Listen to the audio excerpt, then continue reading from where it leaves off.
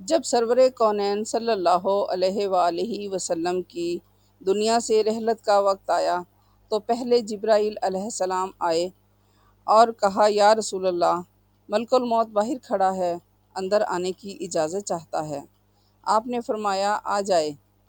فرشتہ اندر آ گیا اور عرض کی یا رسول اللہ، جب سے موت کا کام میرے ذمے لگایا گیا ہے، پہلا موقع ہے کہ اللہ نے فرمایا اجازت لے کر جانا، اگر اجازت ملے تو ٹھیک ہے ورنہ واپس آ جانا، اور پہلا موقع ہے کہ اللہ نے فرمایا پوچھ لینا، اگر آنا چاہیں تو لے آنا اور رہنا چاہیں تو واپس آ جانا۔ آپ صلی اللہ علیہ وآلہ وسلم نے جبرائیل کو دیکھا اور فرمایا جبرائیل کیا کہتے ہو؟ جبرائیل علیہ السلام نے عرض کیا یا رسول اللہ، اللہ آپ کی ملاقات کا شوق رکھتا ہے۔ کہا اچھا، نہیں میں ایسے نہیں جاؤں گا بلکہ اپنی امت کا کام کرواؤں گا۔ جاؤ اور اللہ سے پوچھ کر آؤ میرے بعد میری امت کے ساتھ کیا کرے گا، میں پھر بتاؤں گا مجھے جانا ہے یا رہنا ہے۔ ملک الموت کھڑا رہ گیا اور جبرائیل علیہ السلام واپس گئے اور جواب لے کر آئے اور کہا یا رسول اللہ، اللہ تعالیٰ فرماتا ہے کہ آپ کی امت کو اکیلا نہیں چھوڑیں گے، تو آپ نے فرمایا اب میری آنکھیں ٹھنڈی ہیں۔ میرے رب کی قسم، اگر یہ مسئلہ اس وقت حل نہ ہوتا تو آج زنا کے اڈے چلانے والے خنزیر بن چکے ہوتے، سود کھانے والے بندر بن چکے ہوتے، میرے اور آپ جیسے انسان نظر نہ آتے بلکہ ہم سب جانوروں میں تبدیل ہو کر زیر زمین جا چکے ہوتے۔ دعائیں دو اس کملی والے کو اور اس کے آنسوؤں کی قدر کرو جو اپنی اولاد کے لیے تو نہ رویا لیکن آپ کے لیے رو رو کر اللہ کو منوا گیا۔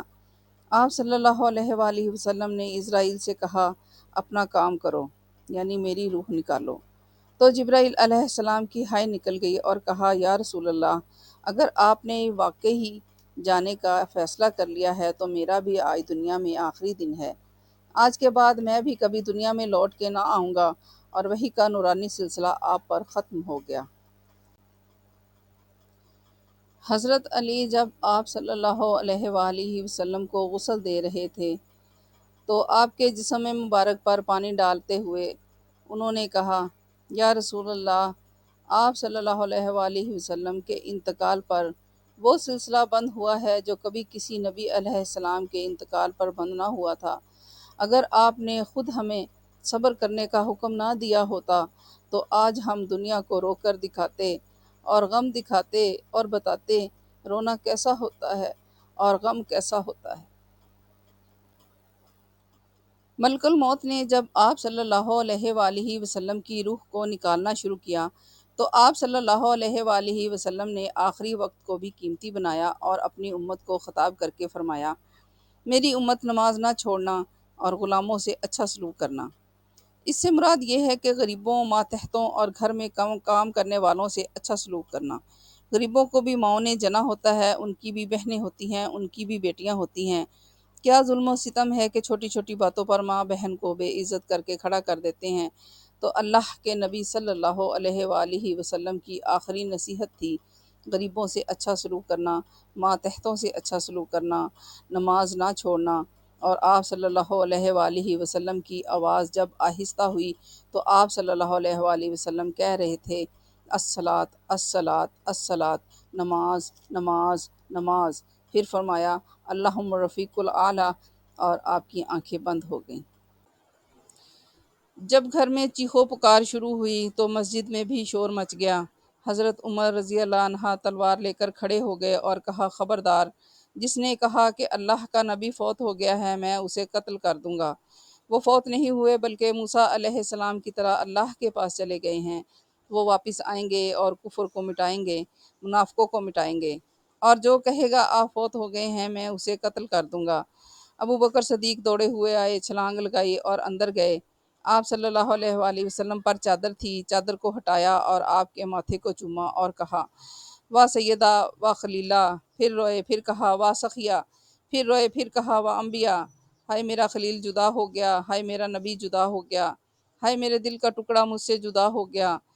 اس کے بعد مسجد میں تشریف لے گئے اور حضرت عمر سے فرمایا بیٹھ جاؤ، اور پہلی دفعہ ایسا ہوا کہ حضرت عمر نے صاف انکار کر دیا اور کہا نہیں بیٹھا تو آپ ممبر پر تشریف لے گئے اور خطبہ دیا اور کہا، اے لوگوں، محمد صلی اللہ علیہ وآلہ وسلم دنیا سے اٹھ گئے اور اللہ کے پاس چلے گئے۔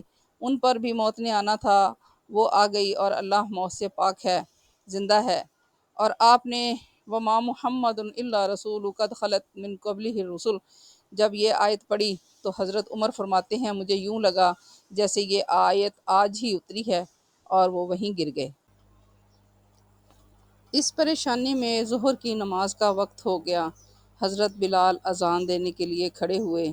جب اشہد ان محمدن پر پہنچے تو آواز بند ہو گئی، اور اذان میں ان کی چیخ و پکار شروع ہو گئی، اور عورتوں میں بھی چیخ و پکار، اور مدینے میں کہرام مچ گیا۔ حضرت بلال نے روتے روتے مشکل سے اذان کو پورا کیا اور نیچے اتر کر فرمایا، آج کے بعد میں اذان نہیں دوں گا۔